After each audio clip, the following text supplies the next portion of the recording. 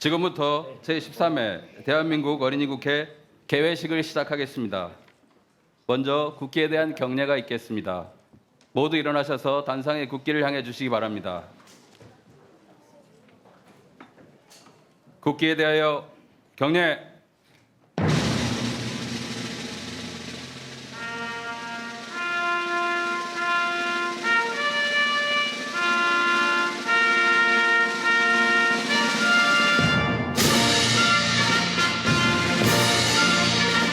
나는 자랑스러운 태극기 앞에 자유롭고 정의로운 대한민국의 무궁한 영광을 위하여 충성을 다할 것을 굳게 다짐합니다.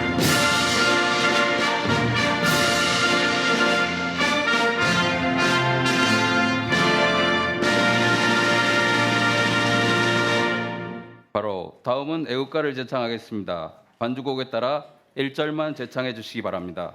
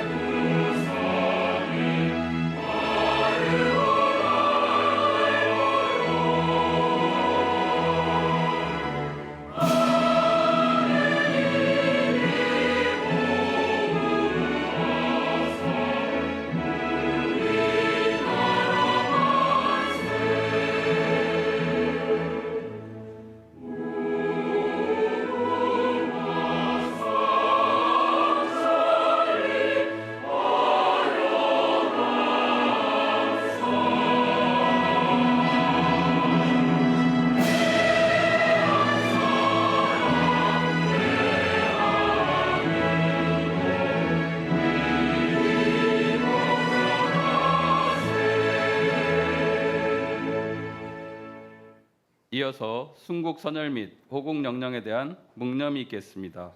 일동 묵념.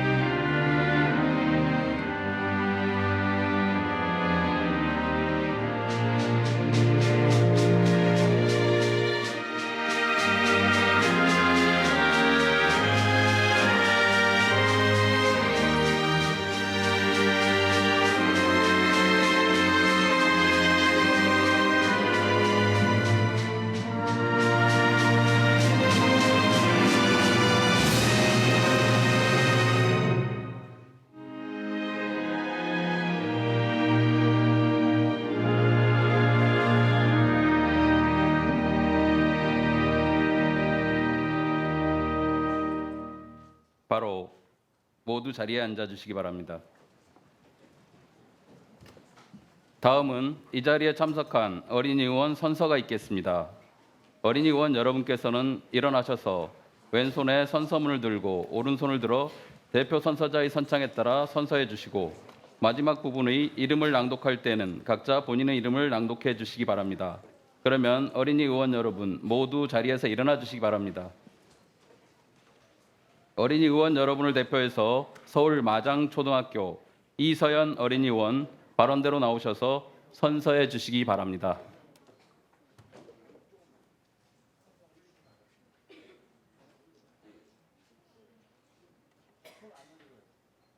선서.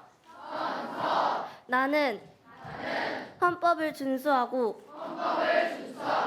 어린이의 자유와 복지 향상 및 번익을 위하여 노력하며 대한민국 어린이 국회의원으로서 맡은 바 직무를 양심에 따라 성실히 수행할 것을 모든 어린이 앞에 선서합니다. 2017년 7월 14일 제13회 대한민국 어린이 국회의원 이사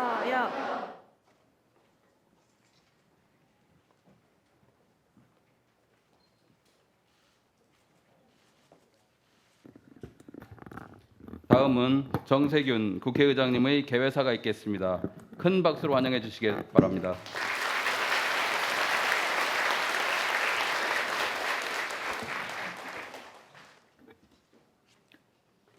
사랑하는 어린이 의원 여러분, 반갑습니다.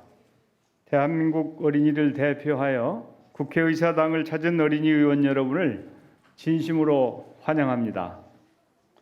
아울러 어린이 국회연구회를 훌륭하게 이끌어주신 선생님, 그리고 멀리서 귀한 걸음을 함께하신 학부모님과 내외 귀빈 여러분께도 감사의 말씀을 전합니다. 어린이 의원 여러분, 오늘 여러분들이 서 있는 이곳 국회는 국가를 운영하는 데 매우 중요한 일을 하는 곳입니다. 국민들이 뽑은 국회의원들은 이곳에서 나라 살림살이에 필요한 예산을 심의 확정하고 또 국민들 삶에 필요한 법을 만듭니다. 한 나라는 그 나라 국민들이 낸 세금으로 운영되는데 국회는 매년 세금을 어디에 어떻게 사용해야 할지를 심의한 뒤 다음 해 예산을 확정합니다. 여러분 부모님들이 땀 흘려 일한 대가로 조성된 소중한 세금이 함부로 낭비되지 않고 꼭 필요한 분야에 쓰이도록 할 책임이 국회의원들에게 있는 것입니다. 예산 확정 못지않게 중요한 것이 법을 만드는 일입니다. 법은 일반 국민은 물론이고 어린이 의원 여러분들과도 밀접하게 연관되어 있습니다. 여러분들이 무상으로 초등학교 교육을 받고 6학년을 마치면 중학교에 진학하고 보행자 신호등이 빨간색이면 횡단보도를 건널 수 없고 또 봐서는 안 되는 영상물을 지정한다든지 아침에 눈을 떠 저녁 잠자리에 들 때까지 모든 일상생활을 법으로 규정하고 있습니다. 법은 멀리 있고 딱딱한 것이 아니라 가까이에서 우리 삶을 살찌우고 공공 질서를 유지하기 위해 공동체 구성원들끼리 약속한 최소한의 약속입니다. 어린이 의원 여러분들은 오늘 국회에서 이처럼 중요한 법률이 어떤 절차를 거쳐 제정되고 예산 심의는 왜 중요하며 다른 나라의 군대를 파견하려면 왜 국회 동의가 필요한지 등등을 배우게 될 것입니다. 이번 제13회 어린이 국회에 접수된 법률안은 총 216건, 질문서는 87건입니다. 어린이 의원 여러분들이 제출한 다양한 의견을 읽으면서 창의적인 발상에 깊은 감명을 받았습니다. 어른들이 미처 생각하지 못한 세심한 부분까지 의견을 제시해 준 어린이 국회의원 여러분의 창의력에 힘입어 대한민국은 앞으로도 더 크게 발전하리라고 확신합니다. 사랑하는 어린이 의원 여러분, 1953년 6.25 전쟁 직후 세계에서 가장 못 사는 나라에 속했던 우리나라는 70여 년 만에 세계 11위라는 경제 대국으로 발돋움하며 눈부신 발전을 이룩했습니다. 또 민주화에서도 세계인들로부터 찬사를 받고 있으며 다른 나라로부터 도움을 받던 처지에서 이제는 다른 나라를 도와주는 나라가 되었습니다. 이 모든 성과는 여러분 부모님께서 헌신하고 땀 흘린 대가입니다. 대한민국은 여기에 그치지 않고 더 전진해야 합니다. 어린이 의원 여러분들이 그 주인공이 될 것입니다. 그러기 위해서는 원대한 목표를 세우고 그 꿈을 향해 도전하는 노력을 멈추지 마시기 바랍니다. 또 상대를 배려하고 함께의 가치를 배우기 바랍니다. 한 사람의 꿈은 꿈이지만 만 사람의 꿈은 현실이 된다는 말이 있습니다. 어린이 의원 여러분들이 서로를 배려하고 한 방향으로 힘을 합한다면 여러분들이 꾸는 꿈은 대한민국을 만드는 역사가 될 것입니다. 사랑하는 어린이 국회의원 여러분, 저는 여러분이 열어갈 대한민국의 미래는 지금보다 훨씬 희망차리라고 믿습니다. 그리고 여러분이 지닌 열정과 가능성을 또한 믿습니다. 어린이 국회 체험을 통해 꿈을 키우고 공동체를 위한 책임과 헌신을 배우고 지도자로서 갖춰야 할 덕목을 생각하는 소중한 시간이 되길 바랍니다. 훗날 여러분 가운데 몇몇은 멋진 국회의원이 돼서 나라 살림을 꾸리고 또 다양한 분야에서 책임과 헌신을 다하며 대한민국을 만드는 훌륭한 주인공으로 성장하길 기원합니다. 여러분들 중에 국회의원이 되고 싶은 분 있죠? 될 자신 있어요? 대답이 이렇게 없어. 여러분들 중에 훌륭한 국회의원이 꼭 나올 수 있을 것이라고 확신하면서 앞으로 여러분들이 성인이 될 때까지 열심히 뜻을 세우고 노력을 하면 그 꿈이 반드시 이루어질 것이라고 확신합니다. 감사합니다.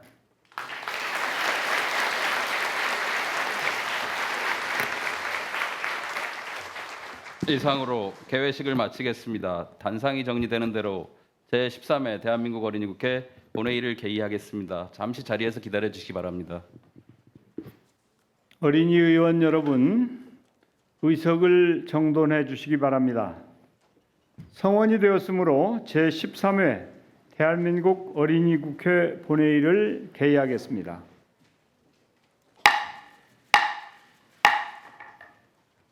회의 진행에 앞서 몇 가지 당부 말씀을 드리고자 합니다. 먼저 오늘 회의가 원만하게 진행될 수 있도록 서로 협조하고 상대를 존중하는 의미에서 어린이 의원이 발언할 때에는 조용히 경청해 주시기 바랍니다. 우리 국회에서는 국회의원의 발언에 박수를 치지 않는 것이 관례입니다. 그것은 다루고 있는 법률안 등 안건 하나하나가 국가의 중대사를 결정하는 내용이기 때문에 안정된 분위기 속에서 보다 진지하게 안건을 심의하기 위해서입니다. 그러나 오늘은 박수로 서로 격려하는 것이 더 자연스럽다고 생각되는 만큼 어린이 의원들의 발언이 끝나면 박수로 격려하고 호응을 해주시기 바랍니다. 그리고 오늘 회의는 대한민국 어린이 국회임을 감안해서 통상적인 국회 본회의 운영 방식과 일부 다르게 진행되는 부분도 있다고 하는 점을 참고로 말씀드립니다.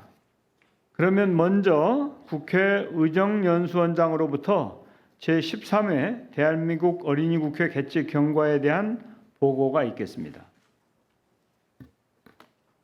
국회 의정연수원장입니다. 제13회 대한민국 어린이국회 개최 경과를 간략하게 보고드리겠습니다. 어린이국회는 2005년부터 매년 실시되어 금년에 13번째를 맞이하게 되었습니다. 그 개최 취지는 전국 어린이들에게 교실 밖 민주주의 현장 체험과 역할학습의 기회를 제공하고 성숙한 민주시민으로 성장하기 위한 동기를 부여하며 의회 정치에 대한 올바른 이해와 열린 국회상 정립을 위한 것입니다. 이번 어린이국회는 253개 국회의원 지역구별 대표 초등학교와 1개 특수학교 중 4개 교를 제외한 총 250개 학교에서 참여하고 있습니다. 각 어린이국회 연구회는 지도교사 1인과 10인 내외의 6학년 학생으로 구성되어 지도교사의 지도 아래 지난 3월부터 활동해 왔습니다. 의정연수원에서는 전국 어린이국회 연구회 회원 2,386명이 적극적으로 연구 활동에 임하도록 연구회 일지를 제작하여 배부한 바 있습니다. 오늘 회의에는 총 250개 어린이국회 대상학교 중 149개 학교 어린이가 참여하고 있습니다. 이번 제13회 대한민국 어린이국회를 위하여 전국 어린이국회 연구회에서 216건의 법률안과 87건의 질문서를 각각 제출하였습니다. 지난 6월 이 법률안과 질문서에 대하여 외부 전문가로 구성된 법률안 및 질문서 심사위원회의 공정하고 엄격한 심사를 거쳐 우수 법률안 17건과 우수 질문서 5건을 선정한 바 있습니다. 그리고 이 우수 법률안 17건 중에서 오늘 오전 3개 상임위원회에서 참석 어린이들의 투표를 통하여 7건이 본회의에 부의됨에 따라 이 법률안을 대상으로 지금 이 자리에 계신 어린이 의원 여러분들이 대상, 금상 등 수상자를 결정하게 될 것입니다. 보다 자세한 내용은 배부해드린 안내 책자를 참고하여 주시기 바랍니다. 이상으로 제13회 대한민국 어린이국회 개최에 대한 경과 보고를 마치겠습니다. 감사합니다.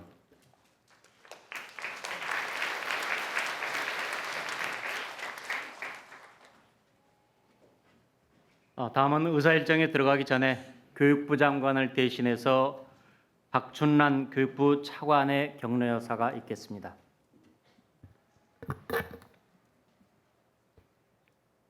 이렇게 만나뵙게 돼서 반갑습니다. 교육부 차관 박춘란입니다. 대한민국의 미래를 이끌어갈 어린이 국회의원 여러분들을 만나게 되어서 매우 기쁩니다. 먼저 오늘 어린이 국회 체험 행사를 위해 애써주신 우리 심재철 국회 부의장님을 비롯한 관계자 여러분들께 깊은 감사의 말씀을 드립니다. 아울러 우리 어린이들이 건강하고 행복하게 자라날 수 있도록 늘 곁에서 사랑으로 보살펴 주시는 학부모님과 지도교사 선생님들께도 진심으로 감사드립니다. 사랑하는 어린이 여러분, 국회는 국민의 선거에 의해 선출된 국회의원들이 국민을 대표하여 나라를 위해 일하는 곳입니다. 또한 법을 만들거나 고치는 일을 한다는 의미에서 국회를 입법기관이라고도 합니다. 국회는 법을 만드는 일뿐 아니라 대통령과 정부가 국민을 위해 일을 잘하고 있나 살피기도 하고 국민의 세금이 꼭 필요한 곳에 제대로 쓰이는지 심의하는 기관이기도 합니다. 이렇게 국회는 국민을 대표하여 국민을 위해 일하는 곳이기 때문에 국회의원들의 책임과 역할은 매우 중요합니다. 오늘 어린이 국회를 통해 여러분들이 직접 국회의원이 되어봄으로써 정부와 국회가 국민을 위해 어떤 일을 하는지 체험해 보시고 그리고 국민을 대표하여 대정부 질문 및 법률안 제안 등 다양한 경험을 해보시기 바랍니다. 미래의 주인공인 어린이 국회의원 여러분, 오늘 활동을 하면서 중요한 의사결정을 할 때 다른 국회의원들의 생각을 귀담아 들으시기 바랍니다. 민주주의에서는 자신과 생각이 다른 사람과 이야기를 나누고 협력하는 과정이 무척 중요합니다. 진정한 민주주의는 소통과 협력에서 출발하기 때문입니다. 자신과 생각이 달라도 다른 사람들의 의견을 존중할 줄 알고 다수의 의견을 받아들이면서도 소수의 입장을 배려하는 마음은 모두 소통과 협력에서 나온다는 사실을 꼭 기억해 주시기 바랍니다.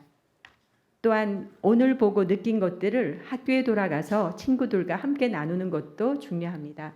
학교에서도 자체 활동에 적극 참여하여 모든 사람에게 합리적이고 공정한 학교 규칙과 문화를 만들어 나가는 책임감 있고 따뜻한 마음을 지닌 그런 어린이로 성장해 주시길 바랍니다. 앞으로도 저와 교육부는 어린이 여러분이 대한민국을 빛내는 훌륭한 인재로 성장할 수 있도록 모든 지원을 아끼지 않을 것이며 여러분들의 앞날을 힘껏 응원하겠습니다. 다시 한번 오늘 이 자리에 함께해 주신 모든 분들께 감사의 인사를 드리며 어린이 여러분들의 소중한 꿈을 키우는 뜻깊은 시간이 되시길 바랍니다. 감사합니다.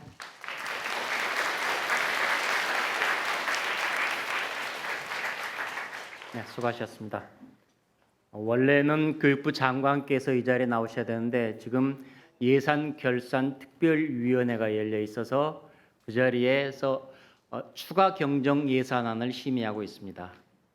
교육부 장관께서는 그 추가 경정 예산안 심의 때문에 이 자리에 못 나오시고 대신 차관께서 나오신 것입니다. 그러면은 의사일정 제1항 정부에 대한 질문을 상정합니다. 정부에 대한 질문 방식은 먼저 어린이 의원들이 정부를 상대로 질문한 뒤에 한꺼번에 답변을 듣는 방식으로 진행하겠습니다. 원활한 의사 진행을 위해서 어린이 의원의 질문 시간은 의원당 3분으로 제한했습니다. 이 점 유념해 주시기 바랍니다. 그러면 먼저 대구 평리초등학교 전혜원 어린이 의원 나오셔서 질문해 주시기 바랍니다.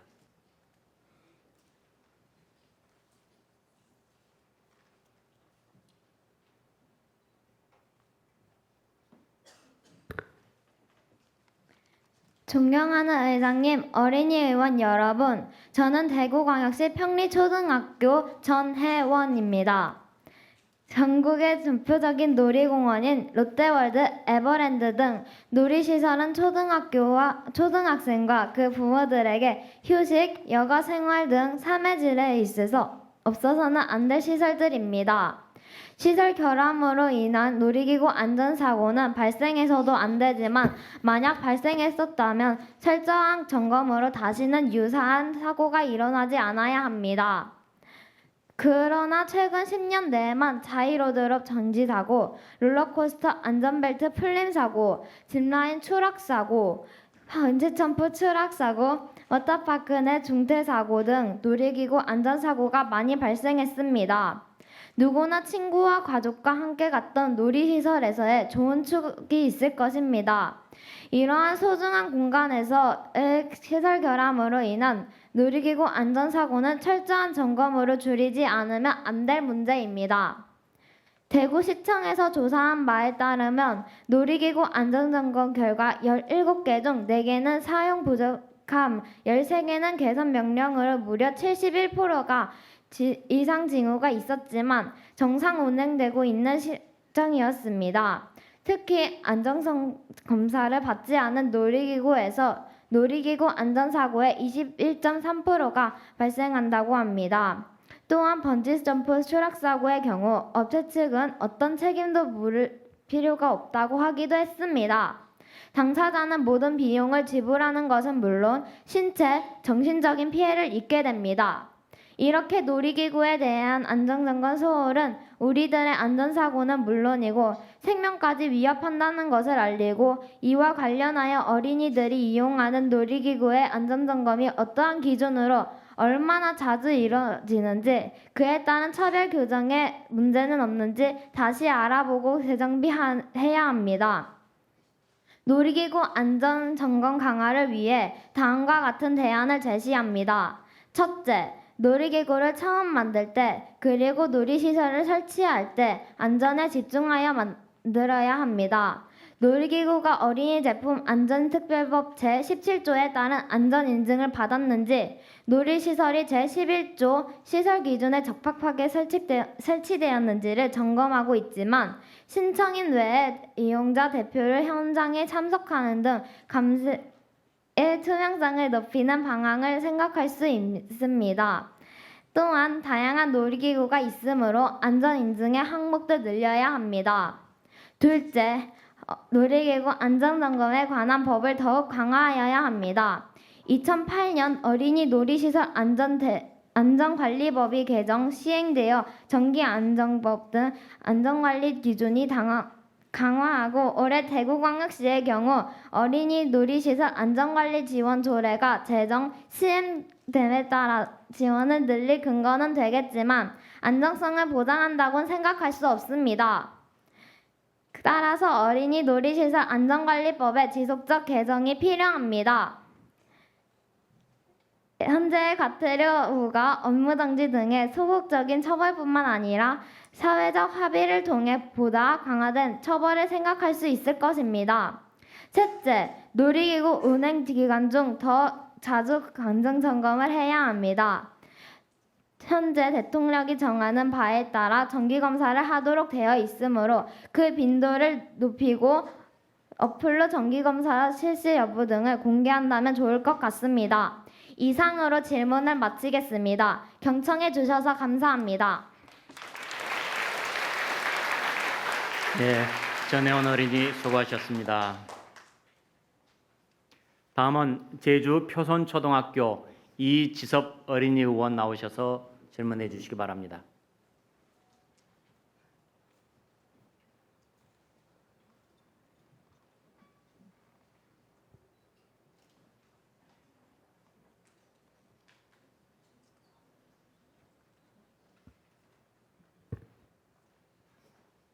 존경하는 의장님, 어린이 의원 여러분, 저는 제주특별자치도 표선초등학교 어린이 의원 이지섭입니다. 과거 마차 시대에서 자동차 시대로 넘어오면서 마차와 자동차가 충돌하거나 말이 놀라서 도망가는 등 사고가 많이 일어났습니다. 이런 사고들을 계기로 사람들은 교통법규, 신호등, 횡단보도 등 교통에 관한 법률을 제정하게 되었습니다. 그 결과 사람들이 왕래할 수 있는 지역이 늘어나고 먼 거리를 단시간에 이동할 수 있게 되었으며 편지나 택배 같은 우편물도 수월하게 배달할 수 있게 되었습니다. 또한 자동차의 진화는 기차와 비행기, 우주선까지 만들 수 있는 기술을 획득하는 데 원동력이 되었습니다.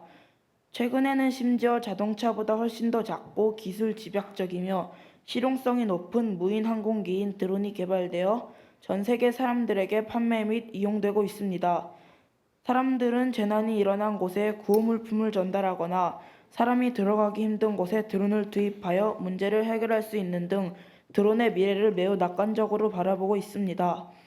하지만 비교적 복잡한 구조로 되어 있는 드론을 컨트롤러 작동과 운전 등에 미숙한 사람이 도심에서 작동한다면 매우 위험합니다. 게다가 드론과 컨트롤러 사이의 거리가 멀어지거나 예상치 못한 장애물로 인해 신호가 끊기는 경우 드론은 사용자의 통제를 벗어나게 되는데 이때 드론은 사용자의 의지와는 상관없이 다른 곳으로 날아가다 추락하거나 자동차 등과 충돌하여 대형 사고로까지 이어질 수 있습니다. 2017년 4월 27일 TV조선 뉴스에 따르면 드론 사용자 5명 중 1명은 드론으로 인한 위해 사고를 겪었다고 합니다. 드론의 미숙한 조작으로 인한 안전사고뿐만 아니라 드론을 이용한 범죄도 증가하고 있습니다. 2017년 4월 27일 한겨레 신문에 소개된 기사로 영국에서는 드론을 사용한 몰카, 절도, 마약 밀반입 등의 드론 범죄가 급증하고 있다고 합니다. 드론을 쉽게 구입하고 사용할 수 있기 때문에 일어나는 현상이라고 생각됩니다.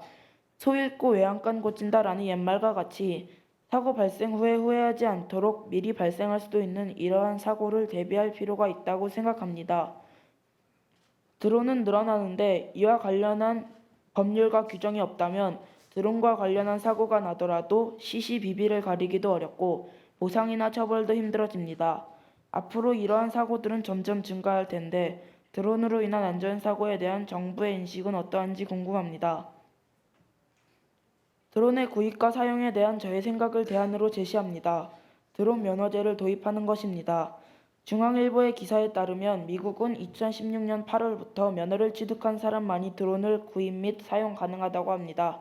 우리나라도 15세 이상이면 취득이 가능한 드론 면허제를 도입하여 관리하는 것이 어떨까 합니다. 좀 더 구체적으로 예를 들면 국가에서 지정한 학원에서 한 달 이상의 공부를 하고 시험을 응시하여 일정 기준을 통과한 사람만이 면허를 취득하게 하는 것입니다. 면허 취득 이후 드론의 구입은 국가기관의 허가를 받은 업체 및 지정된 사이트에서만 구입할 수 있게 하고 만약 이를 어겨 적발된다면 소정의 벌금을 물게 하면 됩니다. 정해진 곳에서 드론을 날리는 사람들도 면허증을 항시 지참하여야 하고 면허증을 제시하라고 했을 때 없으면 이 또한 소정의 벌금을 물게 하는 것입니다. 자동차 면허 제도를 떠올리면 쉽게 이해될 것입니다. 마지막으로 위와 같은 드론과 관련한 모든 정책은 무인 항공관리청과 같은 부처를 만들어서 관리 감독하는 것이 옳다고 생각됩니다. 이상으로 질문을 마치겠습니다. 경청해 주셔서 감사합니다.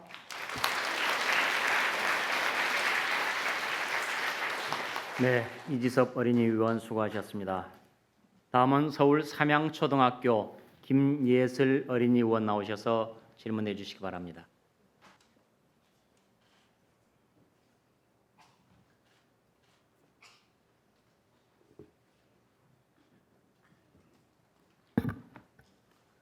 존경하는 의장님, 어린이 의원 여러분, 저는 서울특별시 서울삼양초등학교 어린이 의원 김예슬입니다. 중국에서 불어오는 고농도 미세먼지 발생 일수가 늘어나고 있습니다. 세계보건기구는 초미세먼지를 1급 발암물질로 분류했고 초미세먼지로 인해 기대 수명보다 일찍 사망하는 사람도 연간 700만 명에 이른다고 파악하고 있습니다. 특히 호흡기가 약한 어린이들에게는 치명적이라고 할 수 있습니다. 미세먼지로 인해 학교에서도 수업에 지장이 생기고 있습니다. 최근 현장학습, 체육대회 등 실외 활동이 갑작스럽게 취소되거나 실내 활동으로 변경되는 경우가 많습니다. 교내 체육관이 없거나 좁아서 체육 수업이 원활히 이루어지지 않고 있습니다. 팝스, 학교 스포츠 클럽 등 학생들의 체력을 강조하고 있는데 반해 운동량은 부족해지고 있습니다. 따라서 이에 대처하기 위한 방안이 필요하다고 생각합니다. 세계보건기구가 권고하는 연평균 미세먼지 농도는 세제곱미터당 20마이크로그램 이하, 초미세먼지는 세제곱미터당 10마이크로그램 이하입니다. 이 기준은 미세먼지로 인한 사망률 증가를 막을 수 있는 정도입니다. 하지만 우리나라 환경정책기준법에서는 연평균 미세먼지 농도 50 이하, 초미세먼지 25 이하로 규정하고 있습니다. 지난해 우리나라 연평균 미세먼지 농도는 46.9, 초미세먼지는 26.2이었습니다. 세계보건기구 권고 기준의 2배가 넘습니다. 국민들의 미세먼지에 대한 경각심이 높아지고 있습니다. 그렇다면 우리나라도 세계보건기구 권고 기준에 맞추어질 것인지 궁금합니다. 만약 그렇게 된다면 학교에서 실외 활동이 가능한 날이 얼마나 될지 걱정됩니다. 현재 교육부에서는 미세먼지가 나쁨 이상일 때 실외 활동을 자제하도록 하고 있습니다. 각 시도교육청에서도 공기청정기 시범학교, 마스크 지급, 미세먼지 측정기 설치 등을 지원하고 있으나 일부에 불과하므로 국가 차원의 노력이 필요하다고 생각합니다. 미세먼지에 대해 정부에서는 어떻게 대처할 계획인지 궁금합니다. 미세먼지에 대처하기 위한 방안은 첫째, 학교에 미세먼지 측정기를 최대한 빨리 설치하는 것입니다. 미세먼지는 예측이 불가능하고 시시각각 농도가 변합니다. 측정기를 확인하여 미세먼지 상황에 따라 체육 수업을 하는 것이 효율적이라고 생각합니다. 둘째, 현장 체험학습을 갈 때 황사 마스크를 제공하는 것입니다. 미세먼지가 눈에 보이지 않아 경각심이 낮은 어린이들은 준비성이 낮기 때문입니다. 셋째, 교실 내에 공기청정기를 설치하는 것입니다. 향후 이러한 대기 문제가 지속된다면 향기가 어려워 교실 내 공기가 탁해질 것입니다. 넷째, 학교마다 실내 체육관을 확충하는 것입니다. 체육대회와 같은 학교 행사와 학생들의 체력 향상, 원활한 체육 수업을 위해 충분한 공간이 필요합니다. 미세먼지에 대한 대처가 시급하지만 근본적인 원인을 해결하는 것도 중요하다고 생각합니다. 공장과 자동차의 매연, 화력 발전소를 줄이고 중국과 협상을 통해 다 함께 노력하는 태도가 필요할 것입니다. 이상으로 질문을 마치겠습니다. 경청해 주셔서 감사합니다. 네, 김예슬 어린이 의원 수고하셨습니다. 다음은 경기 원종초등학교 윤지혜 어린이 의원 나오셔서 질문해 주시기 바랍니다.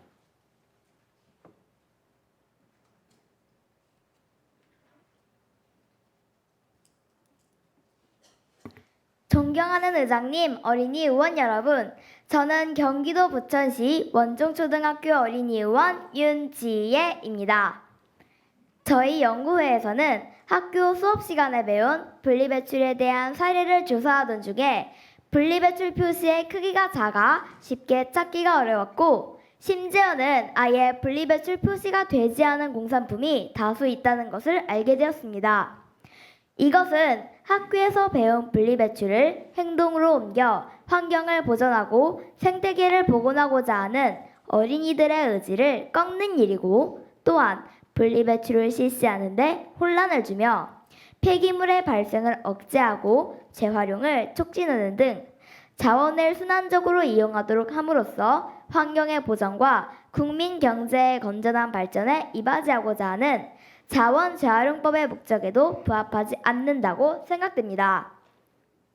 환경보고시 분리배출 표시에 관한 지침 제5조 2항에 분리배출 표시도안의 최소 크기를 가로, 세로 각각 8mm로 정하였으나 이것은 분리배출 표시 대상 제품이나 포장재의 크기를 고려하지 못한 규정입니다.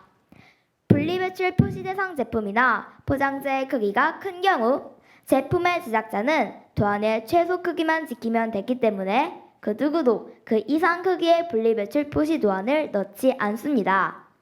저희는 이것이 낮은 분리배출 참여의 원인이 된다고 생각합니다. 다음으로 분리배출 표시가 없는 제품이 많습니다. 자원의 절약과 재활용 촉진에 관한 법률 제41조 4항에는 이를 위반할 시 300만 원 이하의 과태료를 부과한다는 조항이 있기는 하지만 단속이 미비하고 과태료의 상한선이 보다 강화될 필요가 있다고 생각합니다. 분리배출 표시도안의 크기를 최소 기준만 정한 현행법에서 제품이나 포장재의 크기에 일정 비율로 바꾸면 좋겠습니다.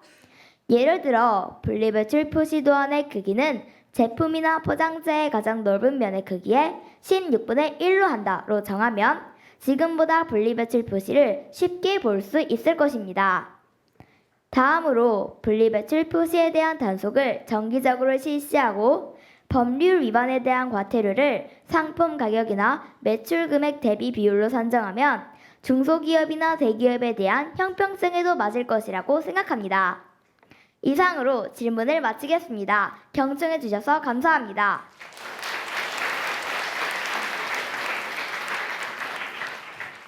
예, 윤재 어린이 의원 수고하셨습니다. 다음은 충북 개신초등학교 박서연 어린이 의원 나오셔서 질문해 주시기 바랍니다.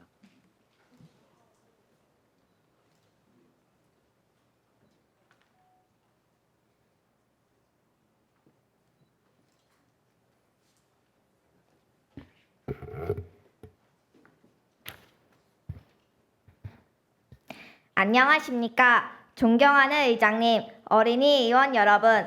저는 스승의 날에 대한 질문을 하게 된 충청북도 청주시 개신초등학교 어린이위원 박서연입니다. 스승의 날은 교권 존중과 스승 공경의 사회적 풍토를 조성하여 교원의 사기 진작과 사회적 지위 향상을 위해 지정된 날입니다. 1963년 5월 26일에 청소년 적십자에서 5월 26일을 스승의 날로 정하고 사안 행사를 하였으며 1965년부터는 세종대왕 탄신일인 5월 15일로 변경하여 각 급 학교 및 교직단체가 주관이 되어 행사를 실시하여 왔습니다. 학생들은 이날 선생님께 카네이션을 달아드리고 감사의 마음을 담은 편지를 전해드리며 사제 간의 정을 나눕니다. 그러나 최근 김영란법을 시행으로 선생님께 종이로 접은 카네이션조차 달아드리지 못하고 껌 하나도 나누어 먹지 못하는 각박한 사회가 되었습니다. 물론 부정 청탁을 방지하기 위한 법의 취지는 이해하나 소박한 감사의 마음마저도 법으로 제한되어야 하는 현실이 매우 안타깝습니다. 한 해 동안 사랑으로 지도해 주신 선생님의 은혜에 감사하는 마음을 표현하는 스승의 날을 2월로 옮겨야 한다고 생각합니다. 2월이 되면 교사의 학생에 대한 평가가 모두 종료되어 학생의 감사 표시가 평가에 영향을 미치지 않습니다. 부정 청탁을 목적으로 선생님께 선물을 하는 안 좋은 관행이 많이 완화되리라 생각됩니다.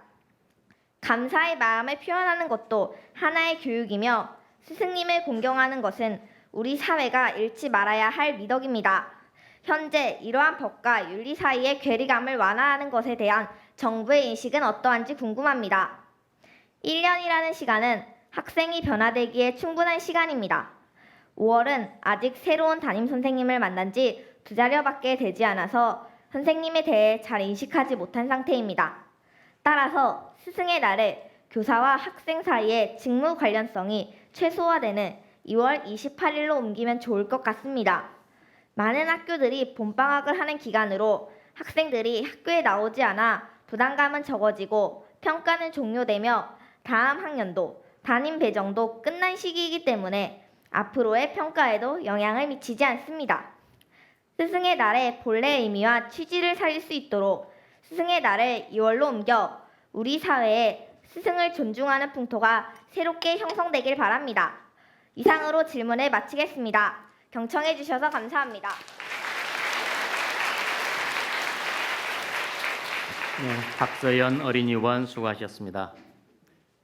지금까지 여러분께서 질문을 들으셨는데 국회에는 이렇게 한꺼번에 질문하고 한꺼번에 듣는 이런 일괄 질문, 일괄 답변 시간이 있는데 오늘은 의원당 3분이라는 아주 짧은 시간 때문에 이렇게 일괄 질문, 일괄 답변 방식을 취했습니다. 그러나 실제 국회에서는 일괄 질문하기도 하지만은 각각 개별적으로 그 즉시 묻고 현장에서 답을 구하는 이런 방식도 사용하고 있습니다. 그것은 시간에 따라서 그리고 또 질문의 종류에 따라서 질문한 의원들의 성향에 따라서 각각 자유스럽게 하고 있는데 오늘은 제한된 시간 때문에 이렇게 일괄 질문, 일괄 답변했다는 것을 여러분께서 이해해 주시기 바랍니다. 이상 어린이 의원들의 질문에 대한 정부 측 답변을 듣도록 하겠습니다. 박춘란 교육부 차관께서 나오셔서 답변해 주시기 바랍니다.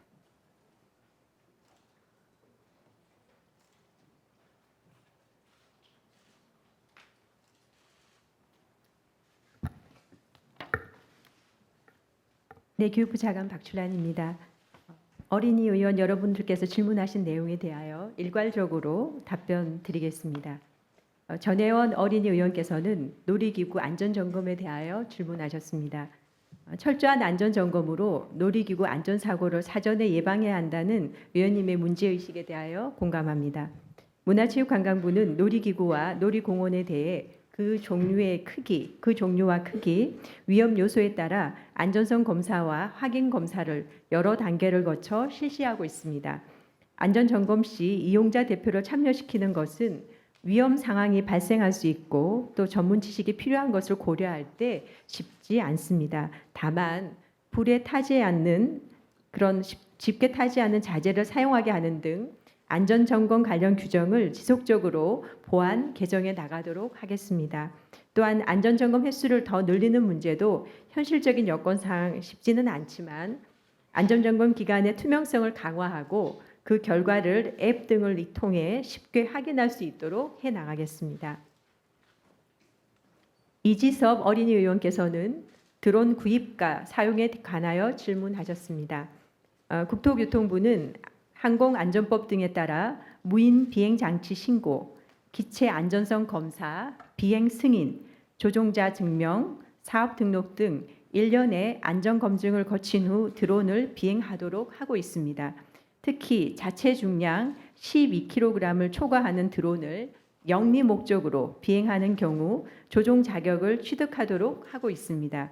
또한 지방항공청 등 관련 기관에서 드론의 기체 신고, 기체 검사, 비행 승인과 같은 안전 관리를 담당하고 있어 무인항공청이라는 별도의 기구를 신설하는 것은 신중히 검토할 필요가 있습니다.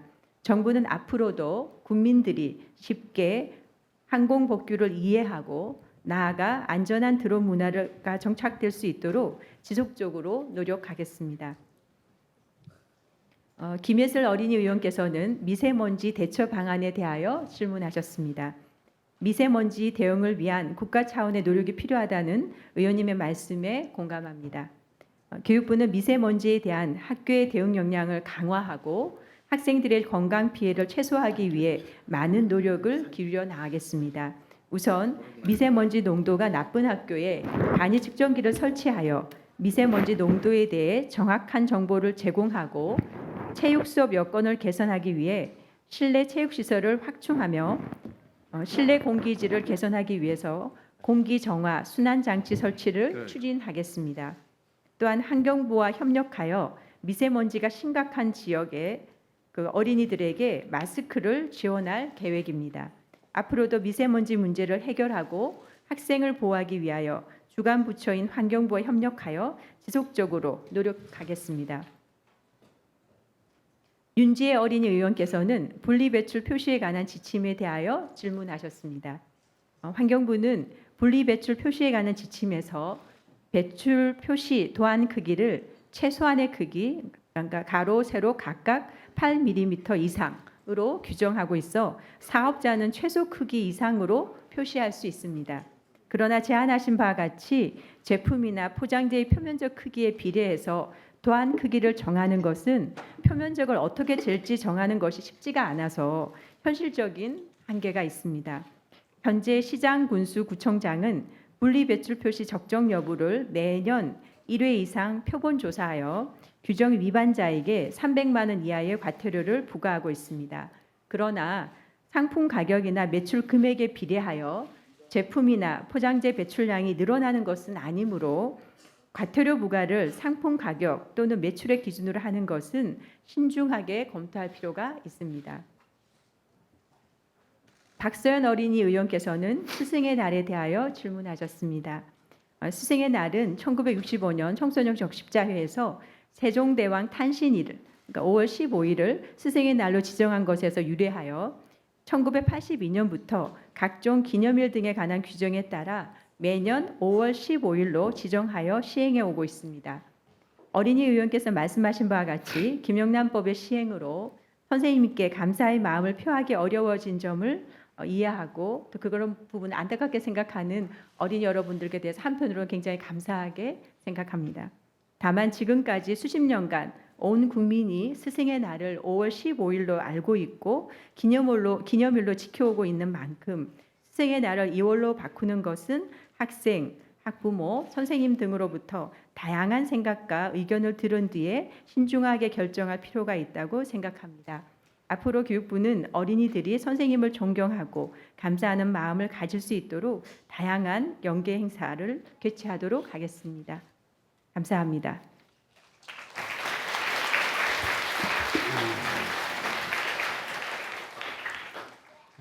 박춘란 교육차관 수고하셨습니다. 이상 어린이 의원들의 질문에 대한 정부 측 답변을 듣고 이제는 어린이 의원들이 지적한 문제 및 국가 발전을 위하여 제안한 다양한 의견들을 깊이 명심하시어 앞으로 국가 정책에 참고해 주시기를 바랍니다. 그럼 이상으로 정부에 대한 질문을 종결하도록 하겠습니다. 다음은 의사일정 제2항 우수 법률안 발표건을 상정합니다. 오늘 어린이들이 발표한 우수 법률안은 3개 상임위원회를 통하여 본회의에 부의하기로 의결한 7건의 법률안이 되겠습니다. 그러면 지금부터 이 법률안에 대한 제안 설명을 듣도록 하겠습니다. 발표 순서는 우수 법률안 제목을 기준으로 가나다 순으로 진행하도록 하겠습니다. 그러면 먼저 고속버스 내 유소화 승객 전용 카시트의 의무 제공에 대한 법률안을 대표 발의한 경기 무봉초등학교 서진기 어린이 의원 나오셔서 법안 내용을 설명해 주시기 바랍니다.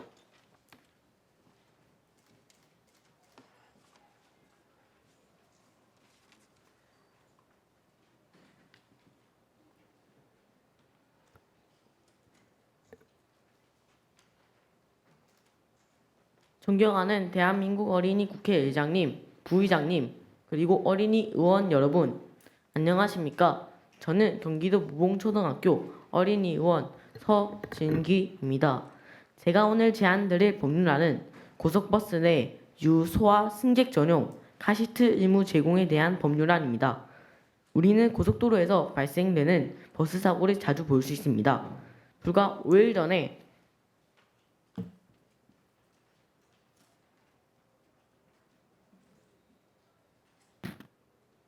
이와 같은 충격적인 2건의 고속도로 버스 사고가 일어났습니다.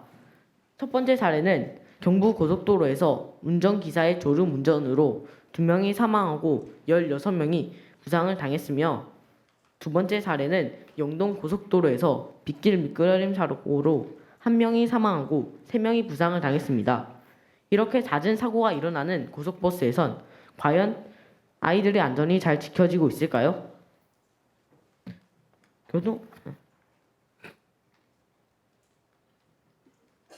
교통안전공단의 통계 결과에 따르면 안전벨트 미착용 시 사망률이 4배가 증가하고 유소아가 카시트를 미착용했을 경우 목졸림, 내장 파열 등 중상 가능성이 5배나 증가한다고 합니다. 안전벨트와 카시트의 중요성에 관해 좀 더 살펴보도록 하겠습니다.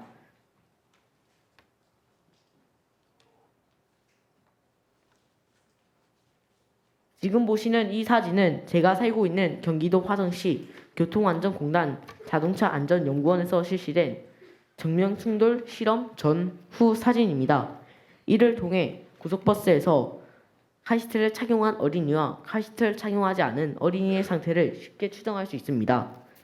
존경하는 어린이 국회의원 여러분, 앞서 보신 것처럼 고속도로를 빠르게 달리는 버스는 언제든 사고의 위협에 노출되어 있습니다. 그러나 정작 우리들의 동생은 엄마의 무릎 위에 앉아서 혹은 성인 좌석에 몸을 기대어 아무런 보호장구 없이 안전 사각지대에 놓여 있습니다. 물론 유소 아래 동반한 보호자가 유소화용 카시트를 지참하여 고속버스를 이용한다면 안전 사각지는 없어지겠지만 큰 부피와 대략 7kg에 육박하는 무거운 카시트를 지참하여 고속버스를 이용한다는 것은 불가능에 가깝습니다. 실제로 고속버스를 이용하는 대다수의 유소와 탑승객의 경우 제 기능을 발휘하는 안전벨트를 착용한다는 것은 거의 불가능합니다. 의원 여러분, 고속버스 내에 유아 승객을 위한 전용 카시트, 소아 승객을 위한 전용 부스터를 비치하고 의무 제공하여 안전하고 완벽하게 안전벨트를 착용하도록 하여야 합니다.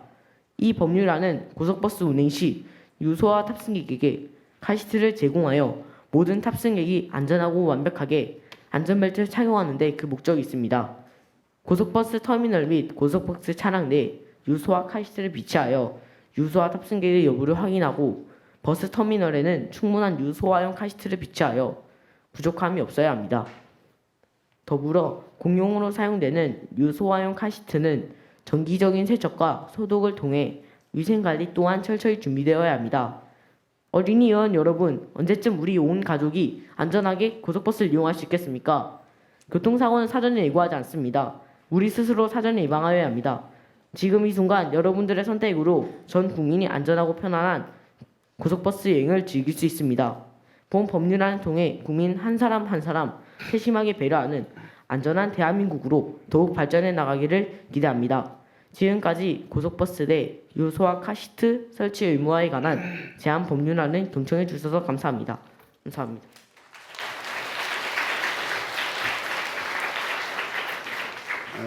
우리 서진기 어린이원 수고하셨습니다.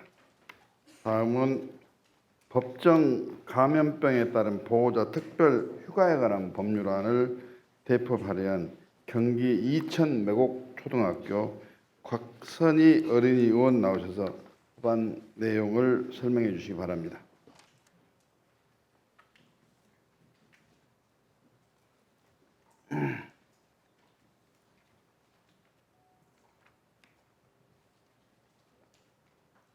안녕하십니까. 저는 경기도 이천 매곡 초등학교 어린이 국회의원 곽선희입니다.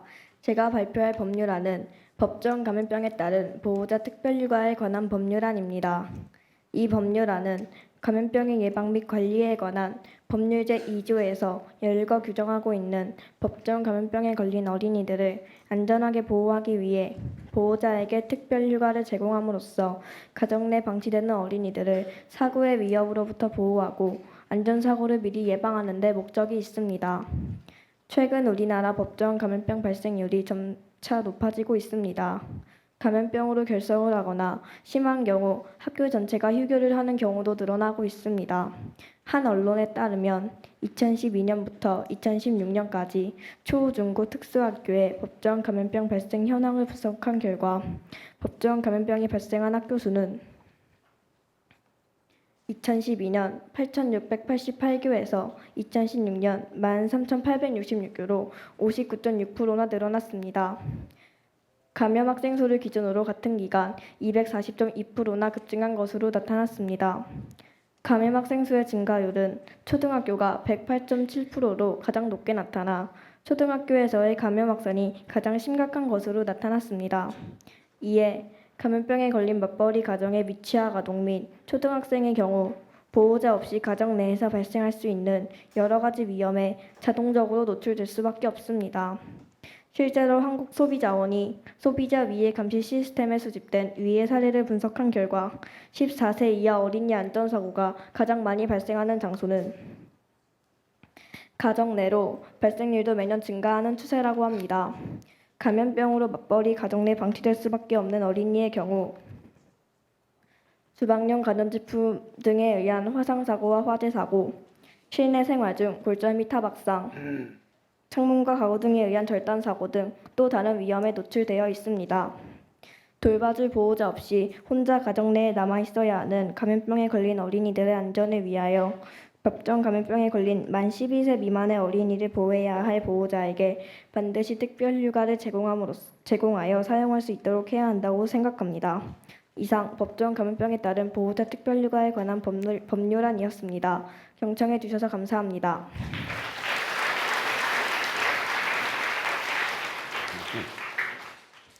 곽선희 어린이 의원 수고하셨습니다. 다음은 어린이 교통사고 예방을 위한 어린이 보호구역 내 옐로 카펫 설치 의무화에 대한 법률안을 대표 발의한 경남 하천초등학교 이종진 어린이 의원 나오셔서 법안 내용을 설명해 주시기 바랍니다.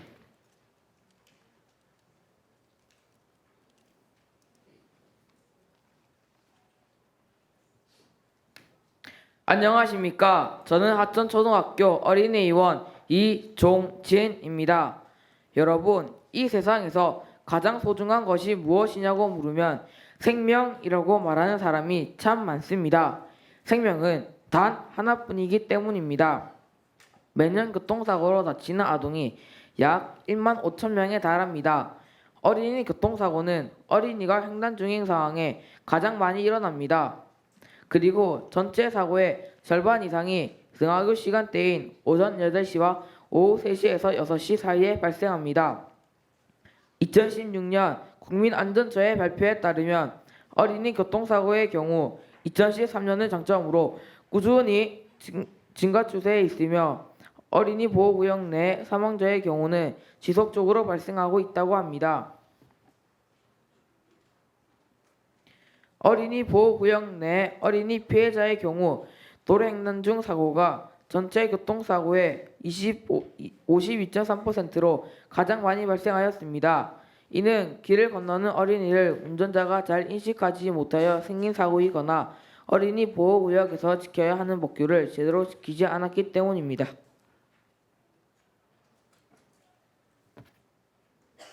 여러분, 이게 뭘까요?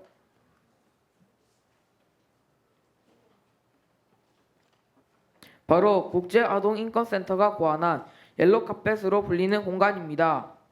옐로카펫은 통학로 횡단보도 진입 후 바닥부터 벽면까지 설치되며 야간 조명용 태양 램프가 설치되어 있어 밤에도 보행자가 쉽게 눈에 띄게 해줍니다. 특히 키가 작아서 잘 보이지 않는 어린이들의 등하굣길 교통사고를 예방하는 데 매우 효과적입니다. 실제로 2016년 교통학회의 연구 결과에 따르면 옐로카펫을 설치한 뒤 한 횡단보도 대기 공간에서 보행자를 식별할 수 있는 능력인 시인성이 기존의 34%에서 55%로 엄청 좋아졌습니다. 따라서 어린이가 옐로카펫 안에서 교통신호를 기다리고 있으면 교통사고를 보다 효과적으로 예방할 수 있습니다. 우리 어린이들이 안전한 환경 속에서 소중한 생명을 지키고 꿈을 펼쳐 무한한 역량을 키울 수 있도록 어린이 교통사고 예방을 위한 어린이 보호구역 내 옐로카펫 설치 의무화에 대한 법률안을 발의합니다. 지금까지 경청해 주셔서 감사합니다.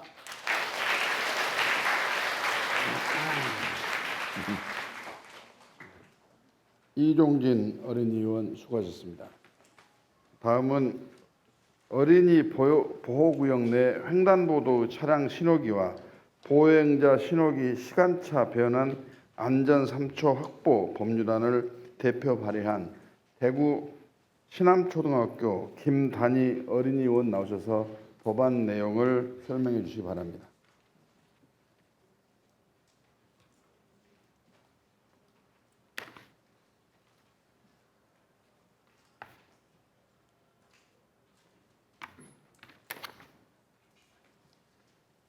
저는 대구 신암초등학교 어린이 의원 김단희입니다. 발의를 시작하면서 어린이 의원 여러분께 사진 한 장을 보여드리겠습니다.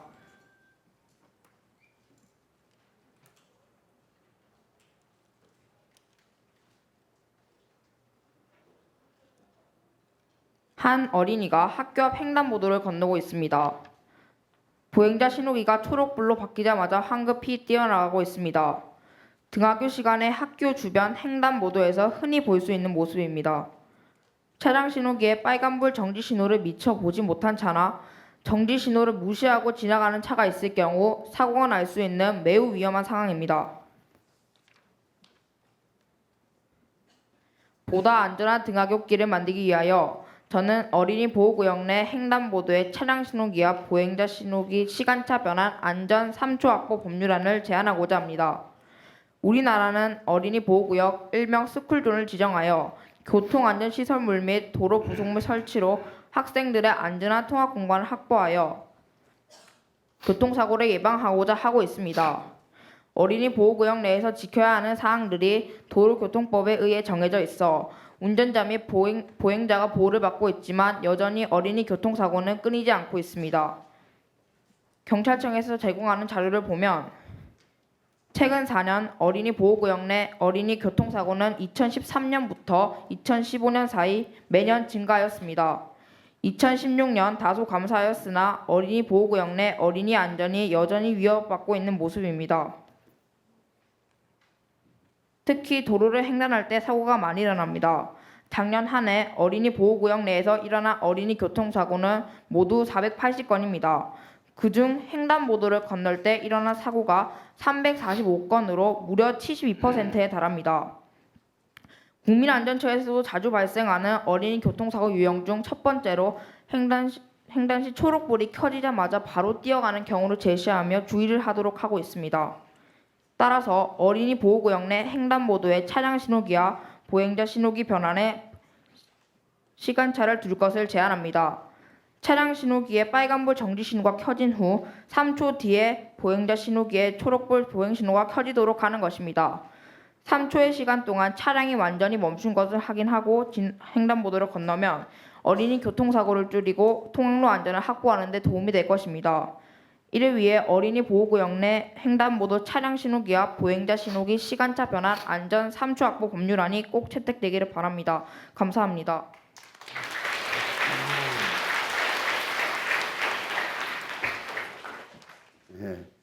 김단희 어린이 의원 수고하셨습니다.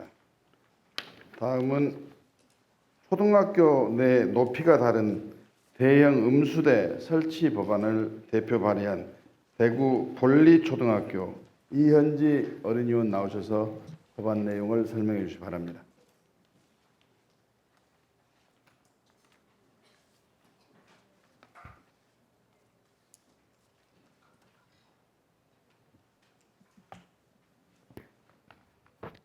안녕하십니까. 저는 대구 볼리초등학교 어린이의원 이현지입니다. 요즘 날씨가 많이 덥습니다. 물병을 깜빡 잊고 가져오지 않거나 집에서 가져온 물로는 갈증을 해결되지 않는 학생들은 학교에 설치된 음수대를 찾아갑니다. 그런데 키가 작은 학생들이 까치발을 들고 음수대를 사용하시는 모습을 본 적이 있으십니까? 저희 학교에서는 생활지도 차원으로 6학년과 2학년이 같은 층을 쓰고 있습니다. 또한 방과후 수업으로 교실을 이동하다 보면 이처럼 음수대를 불편하게 사용하는 일이 생기고 있습니다. 따라서 초등학교 내 높이가 다른 대형 음수대 설치 법률안을 제안합니다. 음수대는 수돗물이 필터를 통과하여 바로 맑은 물을 마실 수 있고 정수기보다 청결하고 안전하게 관리할 수 있어 많은 학교에서 설치되고 있습니다. 서울과 경기도에서는 조례로 제정하여 학교를 포함한 공공기관에 음수대 설치를 확대하고 있습니다. 그 외 지역에서도 물 복지를 실현하기 위하여 공공기관에 음수대 설치를 하고 있다는 뉴스를 볼 수 있습니다.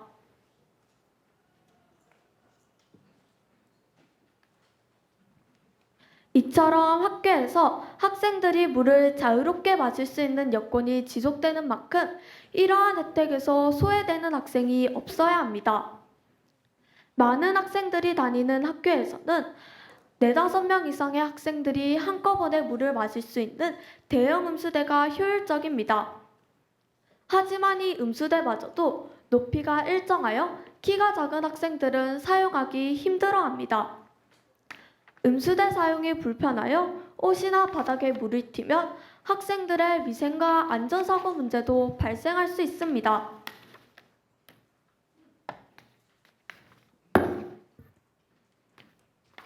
작년 교육부 발표 자료를 보면 초등학교 1학년 학생과 6학년 학생의 평균 키 차이는 무려 30cm 정도 됩니다. 초등학교는 6학년이 함께 사용하는 만큼 학생 간의 키 차이가 큽니다. 따라서 초등학교 내 음수대 꼭지가 낮게 설치된 칸과 높게 설치된 칸이 함께 동시에 존재하는 대형 음수대가 필요합니다. 이 사진은 휠체어를 탄 장애인도 사용할 수 있도록 만들어진 대형 음수대입니다.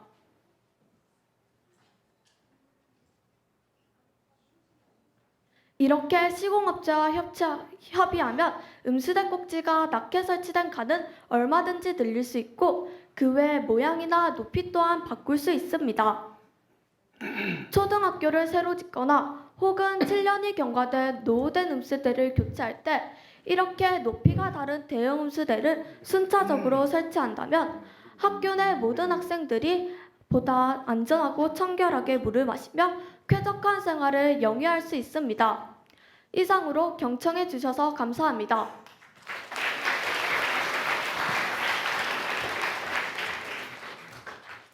우리 이현지 어린이 의원 수고하셨습니다. 다음은 학교 내 우산 대여 서비스 의무화에 관한 법률안을 대표 발의한 울산 백합초등학교 정우재 어린이 의원 나오셔서 법률안 내용을 설명해 주시기 바랍니다.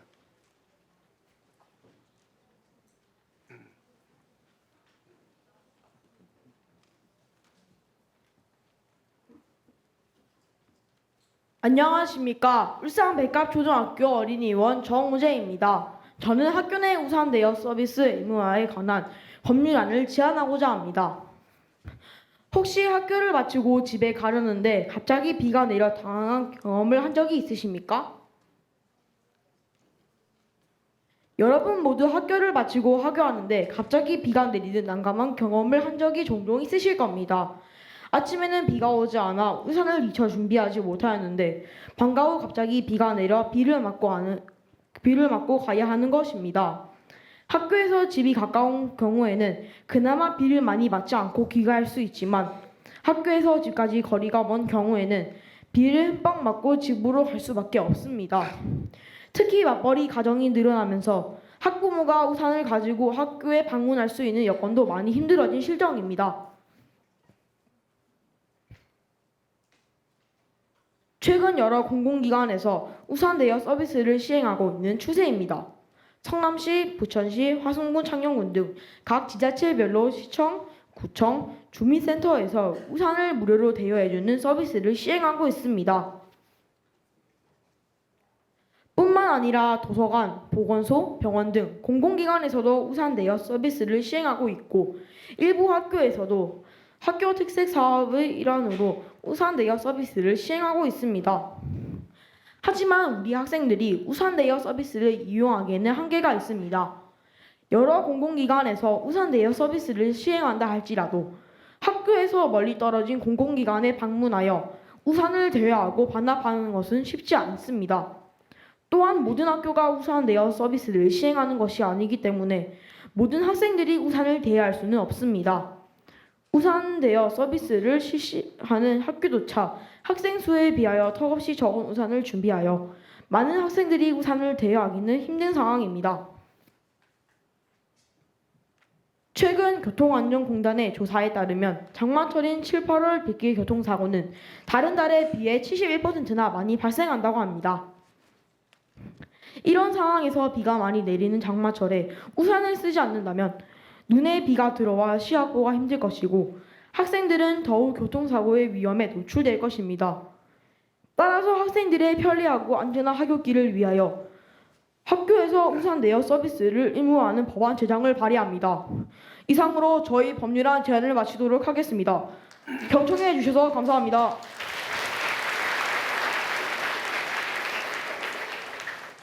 정우재 의원님 박수 소리가 많이 나옵니다. 네, 수고하셨습니다. 다음은 학교에서 학생 대상 신체 검사를 할 때 개인정보 및 학생 인권 보호에 대한 법률안을 대표 발의한 경북 율곡초등학교 박수연 어린이원 나오셔서 법률안 내용을 설명해 주시기 바랍니다.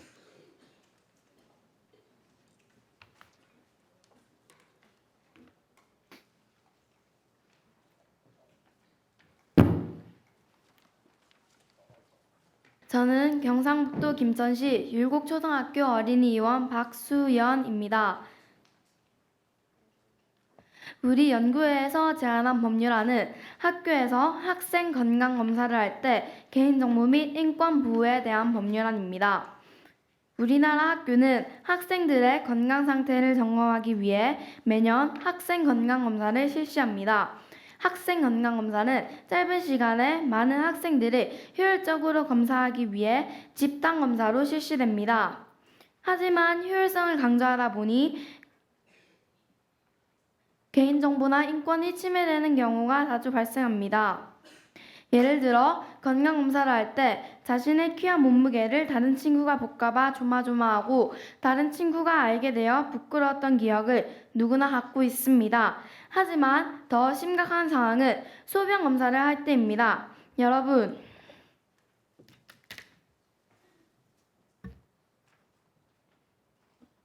이것이 무엇인지 아십니까? 이것은 소변검사 막대와 학생 번호가 쓰여 있는 종이입니다. 학생들은 이 소변검사 막대에 소변을 묻혀 반별로 준비된 종이에 번호별로 묻힙니다. 검사 막대를 이 종이에 다 모으며 보건실에서 의사 선생님이 한꺼번에 검사하게 됩니다. 어떤 지역에서는 학생들이 번호가 쓰인 종이컵에 소변을 받아 정해진 곳에 모아두면 한 번에 검사하기도 합니다. 이렇게 검사를 하면 소변 검사 결과를 다른 학생이 보게 되므로 학생들은 부끄러운 느낌을 갖게 됩니다. 특히 고학년 여학생들은 생리 현상에 의해 더 심한 수치감을 느낍니다. 또한 우리 지역의 여러 중학교 학생들에게 조사한 결과 중학교도 같은 방법으로 건강검사를 하고 있었습니다. 이 문제는 초등학교에서 끝나지 않고 앞으로 우리가 중고등학생이 되어서도 계속 겪어야 하는 문제입니다. 우리 연구에는 학생 건강검사를 할 때 집단검사를 하지 않고 학생이 개별적으로 가까운 병원을 방문하여 검사를 받아 인권과 개인정보가 보호되도록 하는 법률안을 제안하게 되었습니다. 인권이란 사람이라면 누구나 누려야 할 행복하고 인간답게 살 권리를 말합니다. 이 법률안의 뜻이 잘 반영되어 앞으로 우리나라 학생들이 개인정보와 인권을 보호받고 행복한 학교 생활을 할 수 있기를 바랍니다. 경청해 주셔서 감사합니다.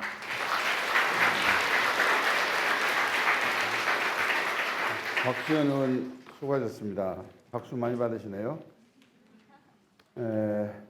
원래 국회 회의 절차에 따르면 발의한 법률안에 대해서는 제안 설명이 끝나면 법률안에 대해서 찬반 토론이 있게 됩니다만 오늘은 효율적인 회의 진행을 위해서 이런 절차를 생략하도록 하겠습니다.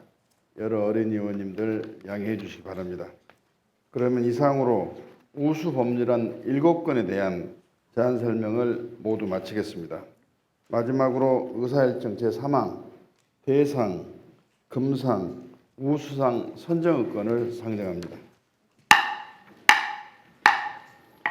이 안건은 방금 제안 설명을 들은 법률안 7건 중에서 대상 1건, 금상 1건, 그리고 우수상 5건의 법률안을 각각 결정하기 위한 투표를 실시하는 것입니다.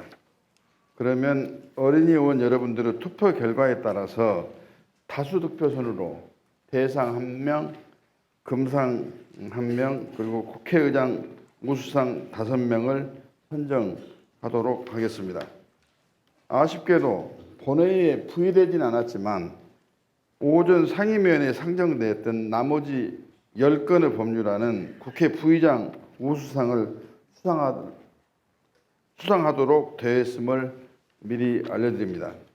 그러면 투표 방법에 대해서 의정연수원장 나오셔서 설명을 하시겠습니다.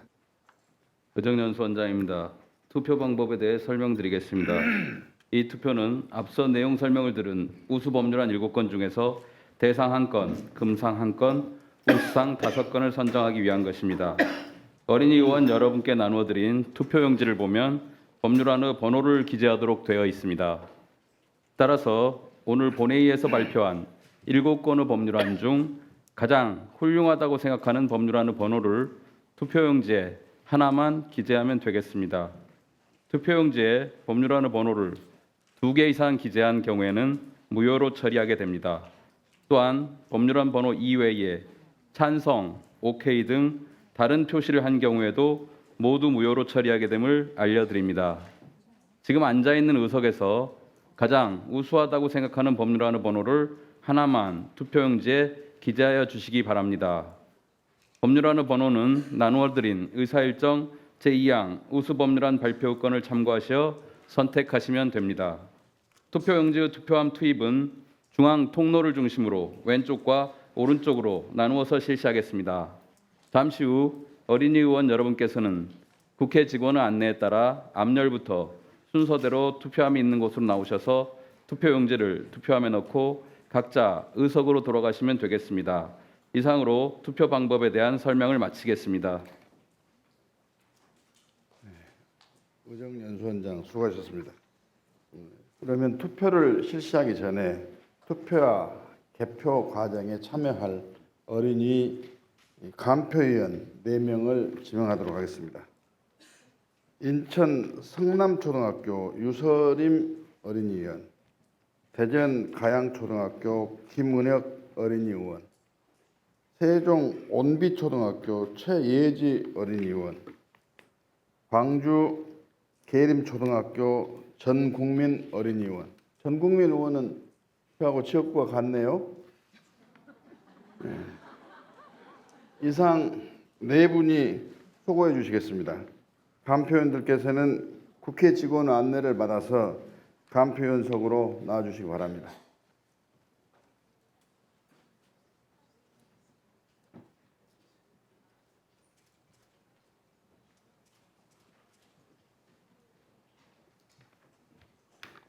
다 나오셨죠? 그럼 지금부터 투표를 시작하겠습니다.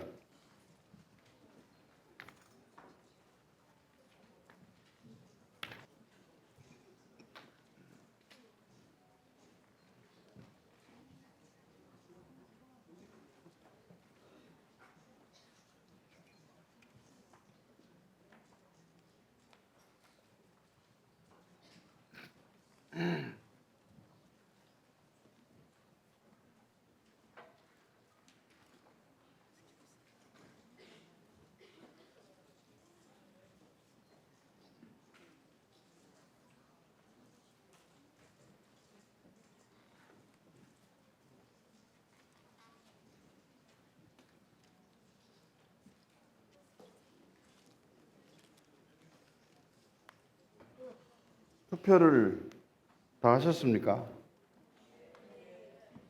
그러면 이것으로 투표를 모두 마치고 개표를 하도록 하겠습니다.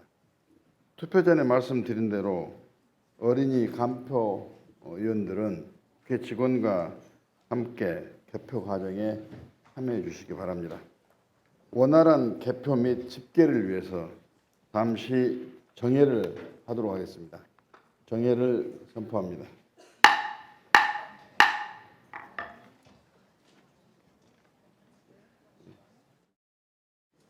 네, 자리를 정돈해 주시기 바랍니다. 회의를 속개하겠습니다. 우수 법률안에 대한 투표 결과가 모두 집계되었습니다. 어린이 간표위원 여러분 수고 많으셨습니다.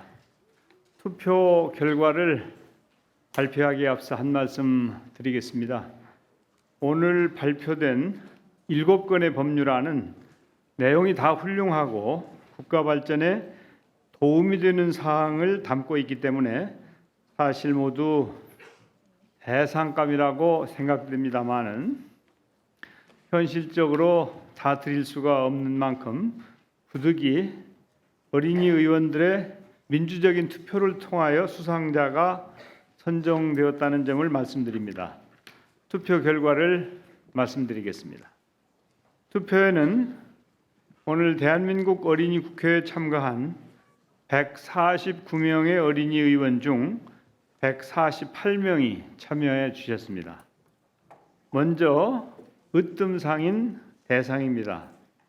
경북 율곡초등학교 박수연 어린이 의원이 대표 발의한 학교에서 학생 대상 신체 검사를 할 때 개인정보 및 학생 인권 보호에 대한 법률안이 총 47표를 얻어 대상으로 선정되었음을 선포합니다.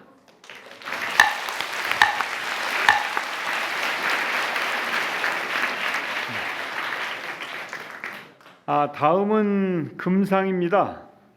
경기 이천의 매곡초등학교 곽선희 어린이 의원이 대표 발의한 법정 감염병에 따른 보호자 특별 휴가에 관한 법률안이 총 24표를 얻어 금상으로 선정되었음을 선포합니다.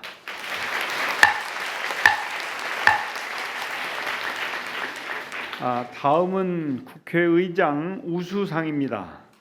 경기 무봉초등학교 서진기 어린이 의원이 대표 발의한 고속버스 내 유소화 승객 전용 카시트 부스터 의무 제공에 대한 법률안, 경남 하천초등학교 이종진 어린이 의원이 대표 발의한 어린이 교통사고 예방을 위한 어린이 보호구역 내 옐로우 카펫 설치 의무화에 대한 법률안, 대구 신암초등학교 김단희 어린이 의원이 대표 발의한 어린이 보호구역 내 횡단보도의 차량 신호기와 보행자 신호기 시간차 변환 안전 3초 확보 법률안, 대구 볼리초등학교 이현지 어린이 의원이 대표 발의한 초등학교 내 높이가 다른 대형 음수대 설치 법률안, 울산 백합초등학교 정우재 어린이 의원이 대표 발의한 학교 내 우산 대여 서비스 의무화에 관한 법률안, 이상 5건의 법률안이 국회의장 우수상으로 각각 선정되었음을 선포합니다.